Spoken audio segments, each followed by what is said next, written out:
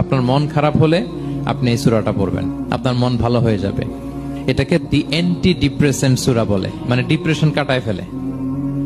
আমাদের এরকম অনেক সময় হয় না যে হতাশ, দেয়ালে পিঠ ঠেকে গেছে, কোনো বের হওয়ার রাস্তা নাই, কই যাব, কোথাও সফলতা নাই, সবাই আমাকে ভুল বুঝতেছে, এরকম মাঝে মাঝে হয় না? আমাদের সবার লাইফে আপস এন্ড ডাউনস আছে। আপনি যখন ভারাক্রান্ত হবেন, কষ্টে থাকবেন, এই সূরাটা পড়বেন, দেখবেন যে আপনার ডিপ্রেশন দূর হয়ে গেছে।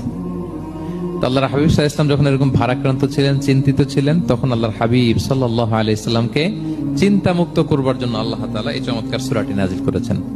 আল্লাহ নাজিল করলেন, আউযু বিল্লাহি মিনাশ শাইতানির রাজিম, বিসমিল্লাহির রহমানির রহিম, ওয়াদ-দুহা ওয়াল-লাইলি ইযা সাজা মা ওয়াদ্দাআকা রাব্বুকা ওয়া মা ক্বালা ওয়ালাল আখিরাতু খায়রুল লাকা মিনাল উলা ওয়ালা সাওফা ইউতিকা রাব্বুকা ফাতারদা।